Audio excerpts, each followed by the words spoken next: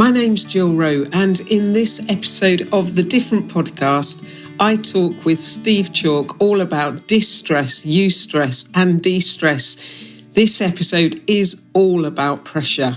We discuss how it shows up in our bodies, its physiological impact. We think about what we can do when it feels like it is all becoming too much. We even talk about tears. We reflect on the story and power of wilderness and how the pressure of a wilderness can be an invitation that can mould and shape us into the very kind of people we long to be, more compassionate, more present, more humble. We pray that this episode helps you as you navigate pressure and the crucible that life can be. Steve Chalke. Jill Rowe. Welcome to another episode of Different. Yeah. Nice to see you. Yeah, it's nice to see you as well, Jill. We're going to talk about pressure. We are going to talk about pressure, but I thought I'd just talk about gardening for a moment. Does that bring pressure or relieve pressure? It's a stress reliever for me. Yeah, especially since this time last year I hurt my knee and I've not been able to run properly, ever. I could never run properly anyway. I got to hobble along. But we've just, given timing away, we've just had Easter. And it was great because I took a few days off and every day did some little bits and bobs in the garden. Oh, did you? Built some new pallet furniture. Oh, did you? Yeah. God. Where'd you get the pallets from? Just nick them when I see them out. Because people leave that stuff outside the front of their houses and stuff. I need another one to finish it off. But I spotted one the other day near where I live. So what have you built? Just tell me about that. Just a bench. Yeah? Yeah. Well. And then I tidied up the bit that's like the little table that I made. Because I made some stuff in COVID, did loads of gardening in COVID and built a patio and all that stuff. So your garden's in good shape, is it? Well, no, it's not in good shape because I need to do a lot more work on it. But it's just when you're for me, that is a real stress reliever. I can feel like, whew. Yeah. Because you're so in the moment. De-stress through gardening, but then you look at what you've not done and you get distressed. then I think, no, that's more like eustress. Like there's still more to do. Right. So I need to make sure Eustress, explain eustress. So eustress is good stress. So we all need some stress, don't we? In that it's that bit of pressure that we need to get stuff done or to get across the road quickly because there's something coming, or it's the motivational stress that we need to keep moving, keep doing, keep acting. Without pressure in the pipe, no water comes out. Exactly. I think, yeah. Whereas distress, when you're tipping over the edge, when you can't cope, when it all feels out of control, I don't know how it shows up in you, Steve, but for me, when I can feel myself physiologically, I experience that I know it in my body. I recognize the signs when I'm going from eustress, i.e. eustress, to distress. And I get this pain across my shoulders. So I'm like, oh, there it is. So then I know, and I think before I just I'll just keep working through it. That'll be fine. Pain in your neck? It's just here, just across my shoulders. Around the back? Yeah. And then I know, I'm just slightly too much on the distress. It's like an early warning system. Yeah. Or is it a late warning system? No, it's like Jill, sort it out before it becomes something worse. Do you feel it in your body? Do you know, I think that I'm very fortunate in that I have a high level, everybody always tells me this, and I think it's true, that I have a high level of tolerance to crap going on, you know, because I can be in a sea of stuff going wrong and I can be quite calm. And I think I inherited that from my mum, actually. Yeah. But yes, I do know every now and then it just gets beyond. Yeah, just tips, doesn't it? And I begin to feel like I just can't deal with all of that. There's not enough time in the day to deal with everything, and not enough time in the day to tackle every issue and think every issue through and read every email and respond to every text message and deal with every crisis. And you're just dealing with one another, one piles on. No, so I know what that feels like as well. It's just draining, isn't it? And do you actually clock that physiologically? Do you go, oh, no, there it is, right? Yeah. Yeah. And I suppose sometimes I can feel it in my shoulders a bit. And, the body keeps the score, as they always say. There's always a physical way of this working out. And I probably said this before, because I go running a lot slower than I used to go running. Not that I was ever Superman. All right, Mo Chalke. And it's happened to me less now than it used to happen. But I used to run along, and then the thing about running is it can de-stress you, can't it? And perhaps I'll talk about that. But sometimes you just start thinking about all the stuff you've got to do and the impossible situations you're in.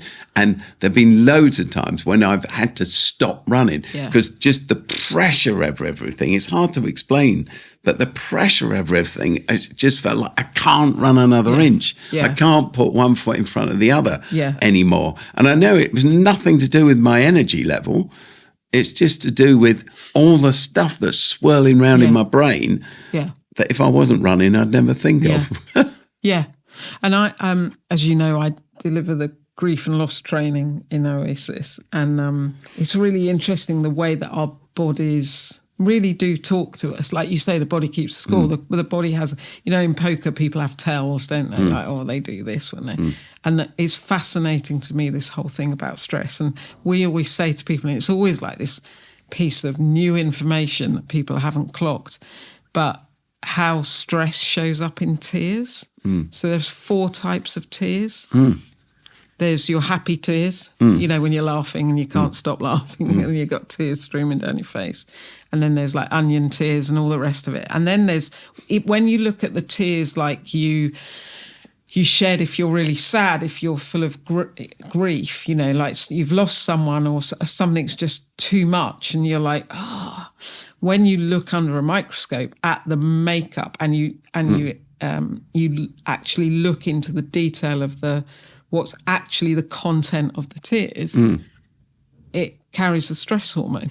Oh, really? So when, like some people will say, oh, I just need a good cry. Of course you do, because your body, this is one of the ways that your stress physically comes out of your body.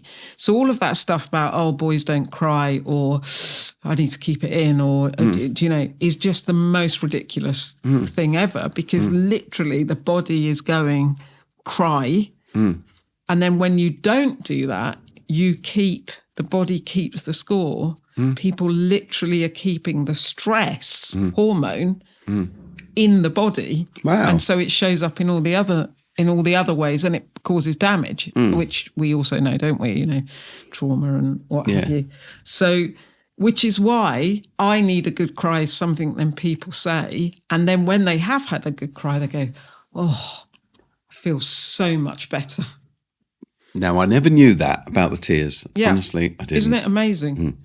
So when we're talking about grief and loss, and we say, it's basically this build-up of stress in the body. Let it go, let it be what it is. It's the way we are created to be. So to cry is useful. Very What useful. other ways can you unload this stuff? Well, exercise like you do. Anything that's using up all that energy, it's like, wow, in the body. Yeah, what gardening, I do reading. do some mornings, this is kind of I do a workout. Oh, you do a workout with Mr. Motivator? Yeah, with my mate, Mr. Motivator, Derek. And actually, it's an amazing thing. Yeah. Because he always says, oh, this is good for you. But the truth is, I agree with him, So what happens is I do this workout thing with him, which sometimes is so knackering to start with, 6:30 in the morning. That's early. Like, oh, blimey. And, you feel so lethargic. Yeah. But he's absolutely right. By the end of it, however miserable and tired you felt at the start, you always feel, whoa, at the end. Yeah, because the happy hormones are there, aren't they? Yeah, you kind of, wow, let's get on with it. I mean, I was talking to some runners yesterday, from Oasis runners from the London Marathon. Yeah. Yesterday. And she's actually one of our senior teachers in one of our schools. And she was going, I never feel this great, but this is great. Like, she was just on, like, because of all the adrenaline and everything from the... Yeah. So exercise is great, isn't it? And I find, like, there are some situations for me where I, just put some good music on and dance it out or relax it out or, so... But there's different types. So you like a good amount of stress, don't you? It's quite a motivator for you. Yeah, I do. I don't know how all this plays together, Jill. It's a really interesting subject because I kind of think the kind of person I am, I'm not proud of this in the least bit, but I think that, I'm kind of driven by these, by my sense of vision and purpose. And that means that you live with this kind of level of stress of some sort all the time because you're always frustrated. I remember when the first ever Oasis building project opened, which is a hostel, a safe house, a supported housing for young people. And I'd been working on this for some years, like 3 or 4 years by then. And finally we opened it. And of course, it had been open and young people had come to live with us for a few weeks before we did the official opening. But we did this official opening and somebody stood up and they said, what a great hostel this was and what a wonderful achievement and all the rest of it. And I remember being stood against the wall at the back as they were making their speech. And I was kind of praying. I was saying, God, when I said I wanted to start a hostel, I didn't mean one this small. I genuinely was thinking that. I'm not making that up. It's not enough. No, I can't quite get why they're going on about it, though it's such a big deal. It's okay as these things go. But I was thinking of something a little bit further along the line than this. Whereas a year beforehand, it would have been wonderful to have reached that point. Yeah. So there's something about that drivenness that means you're never quite satisfied. Yeah. And therefore, you always live with a level of stress, which may be beneficial and may not be sometimes. And maybe without that element of stress, Oasis wouldn't be anywhere near. No. So I realise I'm never going to be quite the relaxed person. When I go, Cornelia, when we go on holiday, my wife, she says to me, what are you thinking about? What are you thinking about? Well, because I'm sitting there thinking about what I should be doing. I don't mean doing at that moment. I mean, so what are we going to be doing for the next year? And how's it all going to fit together? And how are we going to handle that and push this forward and drive that on and all the rest of it? So it's a slightly sad place to live in one way, isn't it? And I'm aware of that. I'm aware of that. Yeah. It's founder. Yeah, she's had to put up with a lot, that woman. Yeah, she has. She has. And then there's this other thing, Steve, isn't there, about like stress. So I think, before Easter we get Lent and, you think about Jesus in the wilderness. And for me, whenever I did loads of writing about this year put it on social media, this whole thing of actually Lent, the wilderness experience of Jesus being about pressure. Literally all of it was about pressure to do certain things or not do certain things. Yeah, or be a certain kind of person. Yeah. So in that way, pressure, stress helps refine us, no? Yeah. What I think there's a great thing you say in that story about Jesus spending 40 days in the desert or the wilderness, as it sometimes gets called. And there he is, and he's trying to think all these things through, isn't he? What kind of person does he want to have? What kind of life does he want to live? What kind of leadership does he want to show? Is it all going to be about power or is it going to be about service? Is it going to be the spectacular stuff, turning the stones into bread and all the rest of it? Or is it going to be humble? Yeah. So he's battling all this through. So And the thing I always think is he stays in the desert for 40 days. Yeah, which is interesting. Yeah, he doesn't hurry out of it. Yeah. He doesn't try to dismiss these questions No. as though they don't matter. He's happy to live with the agony, Yeah. the strain, the stress Yeah. of sorting it through and getting it right and getting it clear. Yeah. And that becomes the fuel of the next few years of his life. Yeah. So he stays there. He doesn't numb himself to what it is, but he goes through it. Yeah. And what I think that the tendency for us, is there's some big questions going around in my head. So I'll switch on some music or I'll turn on the telly and I'll watch another Netflix box series. I'll obliterate the question with noise or with light or with an experience, I'll have a glass of wine. I'll do, we do things to get away from that aching silence that's asking questions of us that we should confront. Yeah. So instead of confronting them, we fill it all with company, and we fill it with whatever. So Jesus stays in the desert. He confronts these big questions and he wrestles them through. Yeah. That's a big thing, isn't it? As a very busy activist, how do you... So here's Jesus. He's got this, life to live of love. Yeah. Like there's a lot to do. Yeah. And yet he stays. Yeah. Because sometimes, I'm not saying this is true for you at all, but I think sometimes, sometimes I can use busyness as my number. I can get totally... Yeah. Like I can keep doing the work thing, or I can, have a glass of wine and another glass of wine, or I can, whatever it is. Do you know? So it's just really interesting that Jesus stays. Yeah. Well, here's the thing. You might think this is me wriggling out of it. I don't think I try to put off the difficulty with business. I've never been able to. No. But here's the thing. I think to myself, I haven't got to go to the wilderness. It keeps arriving. Keeps arriving at your door. Keeps arriving on my doorstep. I genuinely think that. Absolutely. I live in wilderness. Exactly. It keeps turning up. Yeah. So I may be in an urban setting and it may be in the business of life and all the rest of it. But I feel like I'm in a wilderness trying to find the way forward or trying to work out how we're going to get this thing done or that obstacle moved.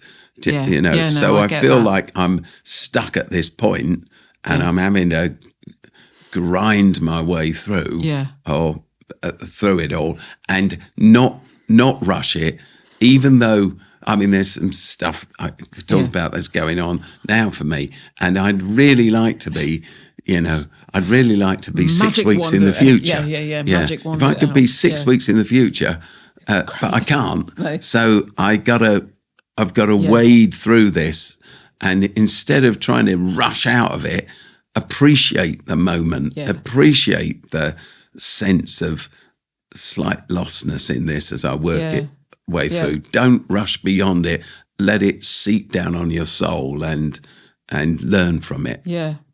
So we talked about the Pope in the last episode, and I'm just, because he was Jesuit, wasn't he?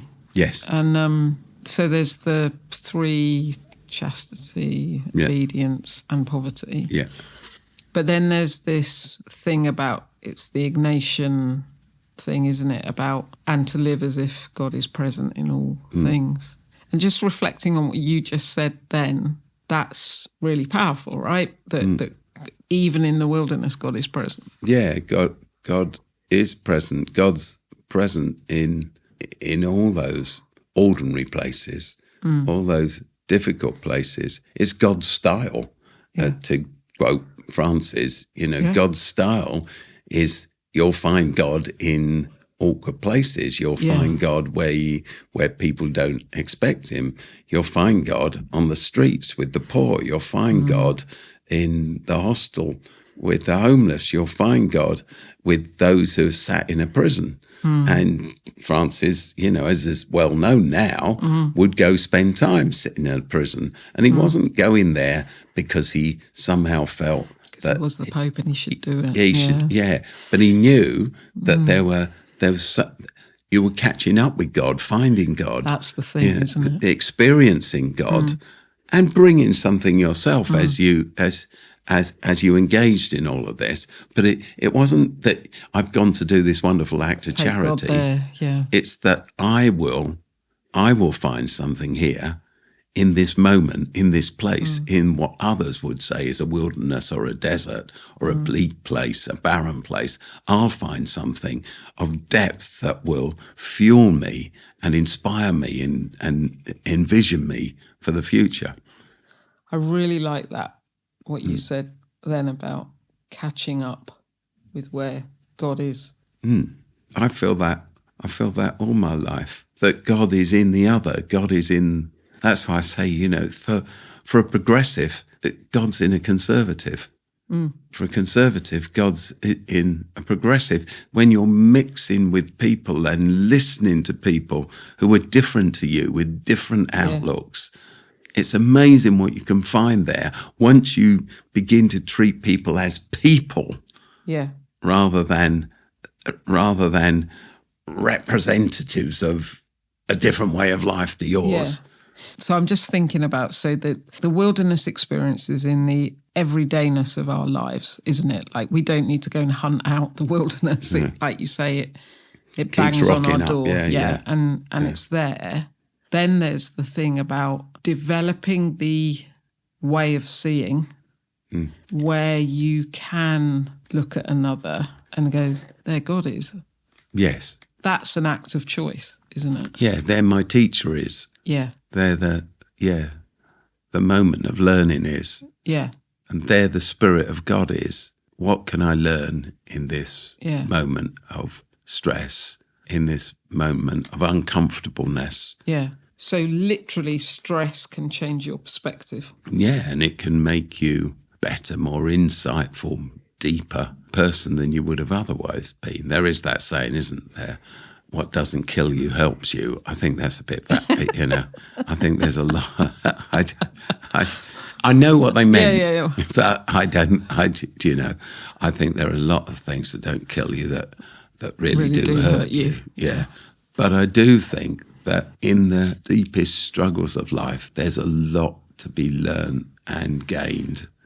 That's true, but that's not to dismiss the pain of the struggle in any way. Yeah. Or to promote it as being something more than it is. And you don't wish pain on anyone, do you? No. But you know that in those struggles, you find something. I remember some years ago now, Cornelia, my wife, had just been told she had breast cancer. And one of her friends also had cancer. And I was marrying a young couple in their 20s. And it turned out that, because the wedding had been planned for a long time, that the wedding was on exactly the same day as Cornelia's operation. And so I said, oh, well, I won't do the wedding. And she said, well, that's stupid because I'm going in for this operation and I'm going to be out of it. Yeah. So, and she loved this young couple. So she said, you do the wedding. And her friend, or our friend, but Corney's friend, was in another. Corney was in one London hospital and her friend was in another London hospital, also having an operation. Yeah. Anyway, so this couple are standing in front of me, and there I am, the vicar, if you see what I mean. And I say to the young man, who's fantastic, do you promise to take this woman to be your lawful wedded wife? They repeat after me, to have and to hold, et cetera, for better or for worse, for richer and poorer, or poorer, to love and to cherish it, all those things. And then in sickness and in health, till death do you part. And as I was saying it, I remember looking at him, I thought, he's signing up for all this stuff. Like, there he is, 25, picture of health, he's marrying this girl who's 24. Yeah. And I say, do you take each other, in sickness and in health, however bad it gets, for richer or poorer, till death you part. And you can't possibly understand what's going through my head right now and all this kind of stuff. Wow. You can't. Wow. As it happened, Corny survived that and has had breast cancer twice since and survived it. And our friend died that weekend. And there is an extraordinary thing. Yeah. But in the crucible of that pain, the joy of the wedding, because they're a wonderful couple, and yet the pain of knowing my wife was being operated on and my friend was being operated on, and knowing that here this young couple who cannot possibly understand at this stage in their life what they've signed up for. And I pray don't learn what it means for another 40 years. In that moment, that crucible, I learned things. Yeah. How did you get to that place where you're able to be in that crucible and learn stuff? Because some people, Steve, I'm not as old as you, but, Very few people are. But some people go through much of life and want it to contain no stress whatsoever, to no challenge, no crucibles, no... But it just isn't like that. Life isn't like that, and every marriage, as we using marriage as the illustration, ends in loss, doesn't it? And every family has loss. Yeah, every family has loss. Every friendship suffers loss. Every parent suffers loss, or a child suffers loss, which is even worse. And this is life. Yeah. It's the reality of this. So, that then leads you onto a thing of faith, because people say to me, well, then why do you believe in God if that's true? As though God was some kind of magic potion to get rid of the reality of life. Or a puppeteer. Yeah. And I think my faith isn't about trying to avoid stuff. It's faith for the journey. Yeah. To live in all of that. I find that an interesting thing. Sometimes in different faith communities, if someone's very, very seriously ill and they're dying of a serious cancer, and everybody says, they end up praying. If we got the faith, let's pray. Yeah. Faith overcomes everything. And I think, well, if you have faith, you can let go. Yeah, exactly. You can let go. Surely this anxiety is a demonstration of a lack of real trust and faith. Yeah. It's the very opposite of what you're telling me. Because, we all come from dust, and to dust we will return. And the question is, for me, how do I spend those moments that I have, which may be few or may be many? Yeah. But how do I invest in the moments that I've got and leave the best footprint behind me? Yeah. Yeah. Which all sounds a bit serious, but it is, and yet it's all fun. Yeah, exactly. So stress, we need some stress.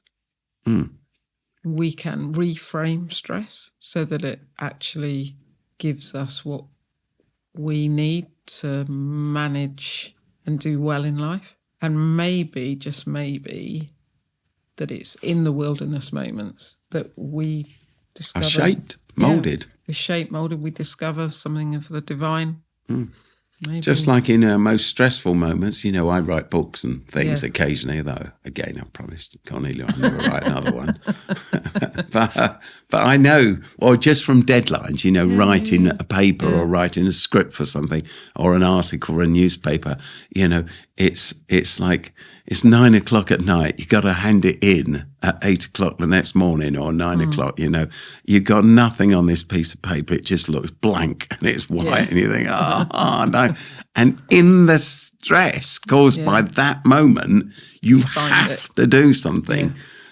So I've always been somebody who sadly does better in that at that pressure moment. Yeah. And ultimately, there's that. It's a bit cheesy, isn't it? And I remember doing some stuff with our staff on it years ago, Steve, crikey, a long time ago, where you just have that realisation that, well, diamonds are formed under enormous stress. Yeah, which is a great illustration of rather uncomfortable truth for us all. There you go. There you Jill. go. I wish you a stressful, but not too filled. Stressful. Yeah, not a week. An uncomfortable truth. Thank you, Steve.